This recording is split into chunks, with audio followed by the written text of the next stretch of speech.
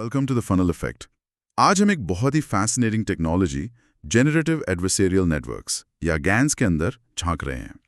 Specifically हम उस engine को समझने की कोशिश करेंगे जो उन्हें ट्रेन करता है, उनके लॉस फंक्शंस ये तय करते हैं कि गैन कैसे सीखता है। हमारे पास गूगल फॉर डेवलपर्स का एक डिटेल्ड आर्टिकल है जो इस प्रोसेस को डाइसेक्ट करता है, और हमारा मिशन है इस टेक्निकल टॉपिक को डीकोड करना, समझना कि ये लॉस फंक्शंस असल में काम कैसे करते हैं और क्यों ये इतने इंपॉर्टेंट हैं। बिल्कुल, लॉस फंक्शंस गैन ट्रेनिंग का कोर है, एकदम दिल कह सकते हैं। ये वो मैथमेटिकल कंपस है जो गैन के दो हिस्सों जनरेटर और डिस्क्रिमिनेटर को बताते हैं कि उन्हें किस डायरेक्शन में जाना है, कैसे इम्प्रूव करना है। इसेंशियली वे रियल डेटा और जनरेटेड डेटा के बीच के अंतर को क्वांटिफाई करने का एक तरीका है, और गैन का पूरा ऑब्जेक्टिव उस अंतर को, उस दूरी को कम करना है। बिना सही लॉस फंक्शन के गैन इफेक्टिवली सीख नहीं सकता। तो ये सब डेटा डिस्ट्रीब्यूशंस को मैच करने के बारे में है ना? जनरेटर का लक्ष्य रियल डेटा के डिस्ट्रीब्यूशन की नकल करना है। लॉस फंक्शंस इसमें कैसे फिट होते हैं? आर्टिकल कहता है कि वे डिस्ट्रीब्यूशंस के बीच डिस्टेंस को मापते हैं। एग्जैक्टली, हाँ बिल्कुल। आप इसे ऐसे सोच सकते हैं, हमारे पास एक तरफ रियल वर्ल्ड डेटा का डिस्ट्रीब्यूशन है, मान लीजिए असली चेहरों की तस्वीरें। दूसरी तरफ जनरेटर है जो नॉइज से फेक चेहरे बना रहा है, जिसका अपना डिस्ट्रीब्यूशन है। लॉस फंक्शन इन दो डिस्ट्रीब्यूशंस के बीच की दूरी या डाइवर्जेंस को मापने का एक तरीका है। गैन का गोल ट्रेनिंग के जरिए इस दूरी को मिनिमाइज करना है। अब ये दूरी कैसे मापी जाए, यहीं पर अलग अलग लॉस फंक्शंस आते हैं। सोर्स दो मेन अप्रोचेस पर फोकस करता है। एक है मिनिमैक्स लॉस जो ओरिजिनल गैन पेपर से है, हाँ, और दूसरा है वॉस्टस्टीन लॉस जो एक ज्यादा रीसेंट डेवलपमेंट है। ओके, तो ये दो अलग अलग फिलॉसफीज हैं डिस्टेंस मापने की। चलिए पहले वाले से शुरू करते हैं, मिनिमैक्स लॉस। ये ओरिजिनल आइडिया था, इसके पीछे का कॉन्सेप्ट क्या है? सुनने में थोड़ा गेम थ्योरी जैसा लगता है। हाँ, इसका नाम मिनिमैक्स सीधा गेम थ्योरी से आता है। इसमें दो प्लेयर्स हैं, जनरेटर जी और डिस्क्रिमिनेटर डी, जिनके ऑब्जेक्टिव्स बिल्कुल ऑपोजिट हैं। डिस्क्रिमिनेटर का गोल होता है रियल और फेक डेटा के बीच अंतर को ज्यादा से ज्यादा करना, मैक्सिमाइज करना। वो रियल को रियल और फेक को फेक पहचानने में एक्सपर्ट बनना चाहता है। राइट। जनरेटर का गोल ठीक उल्टा है, वो डिस्क्रिमिनेटर को बेवकूफ बनाना चाहता है, यानी वो चाहता है कि उसके फेक डेटा और रियल डेटा के बीच का अंतर कम से कम दिखे, मिनिमाइज करना। तो एक मैक्सिमाइज कर रहा है, दूसरा मिनिमाइज, इसलिए मिनिमैक्स। लेकिन ये मैथमेटिकली कैसे काम करता है? सोर्स में एक फॉर्मूला है, वो थोड़ा मुश्किल हो सकता है ऑडियो में। बिल्कुल, फॉर्मूला देखने में इंटिमिडेटिंग लग सकता है। Lx log d of x plus log 1 minus d of g of z। ठीक है। लेकिन चलिए इसे तोड़ते हैं। इसमें दो मेन पार्ट्स हैं। पहला, log d of x, ये डिस्क्रिमिनेटर के कॉन्फिडेंस से जुड़ा है कि रियल डेटा x सच में रियल है। डिस्क्रिमिनेटर चाहता है कि ये वैल्यू ज्यादा हो, मतलब d of x 1 के करीब हो। ठीक है। दूसरा part log 1 minus d of g of z, ये डिस्क्रिमिनेटर के कॉन्फिडेंस से जुड़ा है कि fake data g of z fake है। डिस्क्रिमिनेटर चाहता है कि d of g of z 0 के करीब हो, ताकि 1 minus d of g of z 1 के करीब हो, और ये पूरा टर्म भी ज्यादा हो। ठीक है, तो डिस्क्रिमिनेटर दोनों पार्ट्स को मैक्सिमाइज करके अपना स्कोर बढ़ाने की कोशिश कर रहा है। और जनरेटर वो कैसे मिनिमाइज करता है? हाँ, जनरेटर पहले term log d of x को कंट्रोल नहीं कर सकता, क्योंकि वो रियल डेटा पर डिपेंड करता है। तो वो दूसरे term log 1 minus d of g of z पर फोकस करता है। इसे मिनिमाइज करने का सबसे अच्छा तरीका है d of g of z को मैक्सिमाइज करना। अच्छा, यानी डिस्क्रिमिनेटर को ये यकीन दिलाना कि फेक डेटा रियल है।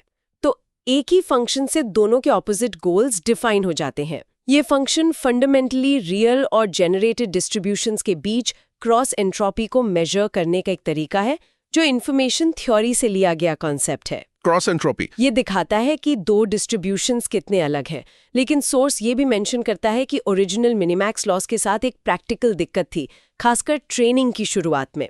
मॉडिफाइड मिनिमैक्स लॉस की जरूरत क्यों पड़ी? हाँ, ये पॉइंट ओरिजिनल पेपर में ही उठाया गया था। जब ट्रेनिंग शुरू होती है तो जनरेटर अक्सर बहुत ही खराब रैंडम लुकिंग इमेजेस बनाता है। ऐसे में डिस्क्रिमिनेटर का काम बहुत आसान होता है। वो फेक को तुरंत पहचान लेता है, यानी d of g of z 0 के बहुत करीब होता है। प्रॉब्लम ये है कि जब d of g of z 0 के करीब होता है तो log of 1 minus d of g of z का ग्रेडियंट, यानी वो सिग्नल जो जनरेटर को बताता है कि कैसे इम्प्रूव करना है, वो बहुत छोटा हो जाता है। अच्छा, ये वैनिशिंग ग्रेडियंट प्रॉब्लम का एक रूप है। इससे जनरेटर बहुत धीरे सीखता है या सीखना बंद भी कर सकता है। मतलब जनरेटर को शुरुआत में यूजफुल फीडबैक ही नहीं मिल रहा था कि सुधारे कैसे। एग्जैक्टली, बिल्कुल। इसीलिए एक मॉडिफिकेशन प्रपोज किया गया।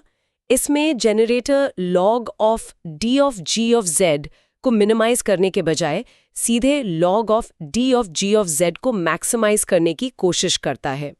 गोल वही है, डिस्क्रिमिनेटर को धोखा देना, लेकिन ये फॉर्म्यूलेशन ट्रेनिंग की शुरुआत में जनरेटर को ज्यादा स्ट्रॉन्ग और स्टेबल ग्रेडियंट्स देता है। समझ गया। ये एक प्रैक्टिकल ट्वीक है जिसने ट्रेनिंग को ज्यादा रिलायबल बनाया। टेंसरफ्लो की TFGAN लाइब्रेरी में भी ये मॉडिफाइड जनरेटर लॉस के नाम से अवेलेबल है। समझ गया। तो ये ओरिजिनल आइडिया पर एक प्रैक्टिकल इंप्रूवमेंट था स्टेबिलिटी के लिए, लेकिन फिर भी रिसर्च आगे बढ़ी और वॉस्टस्टीन लॉस सामने आया जो TFGAN में डिफॉल्ट भी है। ये मिनिमार्क से फंडामेंटल रूप से कैसे अलग है? सोर्स कहता है कि इसमें डिस्क्रिमिनेटर को क्रिटिक कहते हैं, ऐसा क्यों? हाँ, ये एक बड़ा शिफ्ट है। वॉसेस्टाइन लॉस WGAN यानी वॉसेस्टाइन-गैन नामक आर्किटेक्चर से आता है। यहाँ जो कंपोनेंट डिस्क्रिमिनेटर की जगह लेता है उसे क्रिटिक कहा जाता है, क्योंकि उसका काम फंडामेंटली अलग है। मिनीमैक्स गैन में डिस्क्रिमिनेटर एक क्लासिफायर होता है। वो हर इनपुट के लिए एक प्रोबेबिलिटी आउटपुट करता है कि ये रियल है या फेक, 0 से 1 के बीच। WGAN का क्रिटिक ऐसा नहीं करता। तो फिर क्रिटिक क्या करता है? अगर क्लासिफाई नहीं करता उसका काम क्या है? क्रिटिक हर इनपुट के लिए बस एक रॉ स्कोर आउटपुट करता है। ये स्कोर 0 और 1 के बीच लिमिटेड नहीं होता। ये कोई भी रियल नंबर हो सकता है।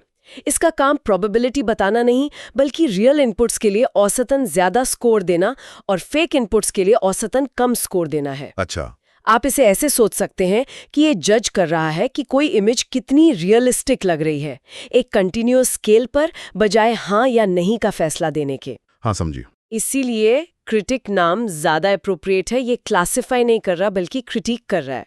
ओके, ये दिलचस्प है। बाइनरी क्लासिफिकेशन से हटकर एक स्कोरिंग सिस्टम, तो इसके लॉस फंक्शंस कैसे दिखते हैं? क्या ये ज्यादा कॉम्प्लेक्स है? सरप्राइजिंगली नहीं। WGAN के लॉस फंक्शंस दिखने में काफी सिंपल हैं। Critic loss d of x, d of g of z। Critic इस वैल्यू को मैक्सिमाइज करने की कोशिश करता है। मैक्सिमाइज? हाँ, यानी वो real data d of x के स्कोर्स और fake data d of g of z के स्कोर्स के बीच के अंतर को बढ़ाना चाहता है। ठीक है। और generator? Generator loss d of g of z। Generator इस वैल्यू को मैक्सिमाइज करने की कोशिश करता है। वो चाहता है कि क्रिटिक उसके फेक डेटा को ज्यादा स्कोर दे ताकि वो रियल जैसा लगे। ये तो मिनिमैक्स फॉर्मूला से काफी अलग और सीधे लगते हैं, पर ये किस चीज को मेजर कर रहे हैं? मिनिमैक्स क्रॉस एंट्रोपी पर बेस था। WGAN का आधार क्या है? सोर्स में अर्थ मूवर्स डिस्टेंस का जिक्र है। एग्जैक्टली। VGAN का लॉस फंक्शन अर्थ मूवर्स डिस्टेंस EMD या वासस्टिन 1 डिस्टेंस को अप्रॉक्सीमेट करने के लिए डिजाइन किया गया है। EMD 2 प्रोबेबिलिटी डिस्ट्रीब्यूशंस के बीच दूरी मापने का एक और तरीका है, और इसका कॉन्सेप्ट काफी इंट्यूटिव है। अर्थ मूवर्स डिस्टेंस, ये नाम कैसे आया? क्या मतलब है इसका? थोड़ा एक्सप्लेन करेंगी? हाँ, आप इसे ऐसे इमेजिन कर सकते हैं। मान लीजिए आपके पास एक जगह मिट्टी का ढेर है, मतलब प्रोबेबिलिटी मास। ये हुआ जेनरेटेड डिस्ट्रीब्यूशन। हाँ। और आपको उसे दूसरी जगह ले जाकर एक खास शेप के ढेर में बदलना है। ये हुआ रियल डिस्ट्रीब्यूशन। ठीक है। AMD ये मापता है कि इस काम को करने के लिए मिनिमम कितनी मेहनत या कॉस्ट लगेगी, यानी कितनी मिट्टी को कितनी दूरी तक ले जाना पड़ेगा। अच्छा। जितनी कम मेहनत उतने ही डिस्ट्रीब्यूशंस करीब है। ये सिर्फ एक एनालॉजी है, लेकिन ये दिखाता है कि EMD वाकई में डिस्ट्रीब्यूशंस के बीच ज्योमेट्रिक दूरी को कैप्चर करने की कोशिश करता है। ये क्रॉस एंट्रोपी से कैसे अलग है? वो भी तो दूरी मापता है ना? यहाँ एक की थ्योरेटिकल डिफरेंस है। EMD प्रोबेबिलिटी डिस्ट्रीब्यूशंस के स्पेस में एक ट्रू मेट्रिक है। इसका मतलब है कि ये दूरी की हमारी इंट्यूटिव समझ को सैटिस्फाई करता है, जैसे non negativity, symmetry, triangle inequality, ये सब। अच्छा। क्रॉस एंट्रोपी जबकि यूजफुल है, टेक्निकली एक मेट्रिक नहीं है। ये थ्योरेटिकल डिस्टिंक्शन WAGN को कुछ महत्वपूर्ण एडवांटेजेस देता है। माना जाता है कि वॉसरस्टेन लॉस का जो लैंडस्केप होता है वो ज्यादा स्मूथ होता है, जिससे ट्रेनिंग स्टेबल रहती है। स्टेबिलिटी ये शब्द बार बार आ रहा है। क्या इसका मतलब है कि WAGNs उन प्रॉब्लम से बच जाते हैं जो मिनीमैक्स गैन्स में होती थी, जैसे ट्रेनिंग का अटक जाना या मोड कोलैप्स? हाँ बिल्कुल, WAGNs को मिनीमैक्स गैन्स की तुलना में मोड कोलैप्स जैसी समस्याओं के प्रति ज्यादा रोबस्ट माना जाता है। मोड कोलैप्स तब होता है जब जनरेटर सिर्फ कुछ ही तरह के आउटपुट्स बनाना सीख पाता है और रियल डेटा की पूरी डाइवर्सिटी को कैप्चर नहीं कर पाता। हाँ, वो एक ही तरह की इमेज बनाने लगता है बार बार। एग्जैक्टली, क्योंकि वो डिस्क्रिमिनेटर को धोखा देने का एक आसान रास्ता ढूंढ लेता है। WGN का लॉस फंक्शन और क्रिटिक का स्कोरिंग मैकेनिज्म इस प्रॉब्लम को कम करने में मदद करता है। साथ ही ये वैनिशिंग ग्रेडियंट्स की समस्या से भी काफी हद तक बचा रहता है, जिससे ट्रेनिंग ज्यादा कंसिस्टेंट होती है। लेकिन WGN इस्तेमाल करने के लिए सोर्स में कुछ रिक्वायरमेंट्स का जिक्र है, जैसे वेट क्लिपिंग। ये क्या है और क्यों जरूरी है? हाँ, ये WGN थ्योरी का एक टेक्निकल एस्पेक्ट है। वेसिस्टन डिस्टेंस को लॉस फंक्शन के तौर पर रिलायबली इस्तेमाल करने के लिए क्रिटिक को एक कंडीशन सैटिस्फाई करनी होती है, जिसे वन लिप्शिट्ज कंटिन्यूटी कहते हैं। लिप्शिट्ज, ये क्या है? हाँ, लिप्शिट्ज। इसे आसान भाषा में समझें तो इसका मतलब है कि क्रिटिक के आउटपुट स्कोर में इनपुट में छोटे बदलावों से बहुत ज्यादा ड्रास्टिक जंप्स नहीं आने चाहिए। स्कोर स्मूथली बदलना चाहिए। ओरिजिनल WGN पेपर ने इसे इन्फोर्स करने का एक सरल तरीका सुझाया। क्रिटिक के न्यूरल नेटवर्क के वेट्स को ट्रेनिंग के हर स्टेप के बाद एक बहुत छोटी रेंज जैसे -0.01 से 0.01 इस रेंज में क्लिप कर देना, यानी बांध देना। तो क्रिटिक की पावर को आर्टिफिशियली लिमिट करना हुआ है। तो क्या ये सबसे अच्छा तरीका है? इसके डाउनसाइड्स नहीं है? ये बिल्कुल सही सवाल है। वेट क्लिपिंग लागू करना आसान है, लेकिन ये ऑप्टिमल नहीं माना जाता है। ये क्रिटिक को जरूरत से ज्यादा रिस्ट्रिक्ट कर सकता है और कभी-कभी ट्रेनिंग में दूसरी तरह की समस्याएं पैदा कर सकता है, जैसे ग्रेडियंट्स का एक्सप्लोड या वैनिश होना अगर क्लिपिंग रेंज ठीक से न चुनी जाए। बाद के रिसर्च ने ग्रेडियंट पेनल्टी जैसे बेहतर तरीके प्रपोज किए हैं लिप्शिट्ज कंस्ट्रेंट को एनफोर्स करने के लिए, जो ज्यादा स्टेबल रिजल्ट्स देते हैं और TF-GAN में भी इम्प्लीमेंट किए गए हैं। लेकिन क्लिपिंग WGN का ओरिजिनल और सिंपलेस्ट अप्रोच था। ठीक है, तो WGNs ज्यादा स्टेबल ट्रेनिंग का प्रॉमिस करते हैं, मोड कोलैप्स से बेहतर बचाव करते हैं और एक ज्यादा theoretically sound distance metric EMD पर आधारित हैं। भले ही उन्हें लागू करने के लिए लिप्शिट्ज कंस्ट्रेंट जैसी अतिरिक्त चीजों का ध्यान रखना पड़ता है। अब बड़ा सवाल, किसी प्रैक्टिशनर के लिए ये जानना क्यों मायने रखता है कि बैकग्राउंड में कौन सा लॉस फंक्शन चल रहा है? क्या ये सिर्फ रिसर्चर्स के लिए इंपॉर्टेंट नहीं है? नहीं, ये प्रैक्टिशनर्स के लिए भी बेहद जरूरी है। लॉस फंक्शन का चुनाव सीधे तौर पर ट्रेनिंग प्रोसेस और फाइनल रिजल्ट्स को प्रभावित करता है। अगर आप एक ज्ञान मॉडल ट्रेन कर रहे हैं और ट्रेनिंग बार बार फेल हो रही है, जनरेटेड इमेजेस की क्वालिटी खराब है या मॉडल मोड कोलैप्स का शिकार हो रहा है, हाँ, तो लॉस फंक्शन को समझना और बदलना डीबगिंग का एक की स्टेप हो सकता है। मतलब अगर मिनिमैक्स लॉस के साथ ट्रेनिंग अनस्टेबल है तो वॉस्टरस्टीन लॉस ट्राई करना एक सोल्यूशन हो सकता है। एग्जैक्टली, बिल्कुल। या शायद मॉडिफाइड मिनिमैक्स लॉस ही काफी हो, ये जानने से कि हर लॉस फंक्शन की स्ट्रेंथ्स और वीकनेसेस क्या हैं, आप ज्यादा इन्फॉर्म्ड डिसीजंस ले सकते हैं।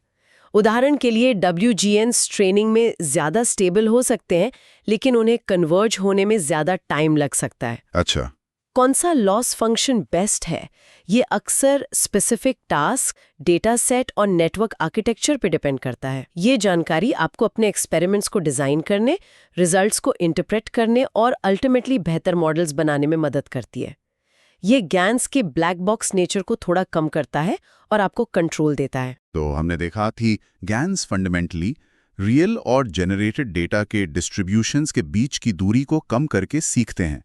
ये दूरी कैसे मापी जाती है, यही लॉस फंक्शन का काम है। हाँ, हमने दो प्रमुख अप्रोचेस देखे, मिनिमैक्स लॉस जो क्रॉस एंट्रोपी और गेम थ्योरी पे आधारित है, हाँ, और वॉसरस्टीन लॉस जो अर्थ मूवर्स डिस्टेंस और एक क्रिटिक के कॉन्सेप्ट का उपयोग करता है। हर एक के अपने फायदे, नुकसान और प्रैक्टिकल इम्प्लीकेशंस हैं, खासकर ट्रेनिंग स्टेबिलिटी और मोड कोलैप्स को लेकर।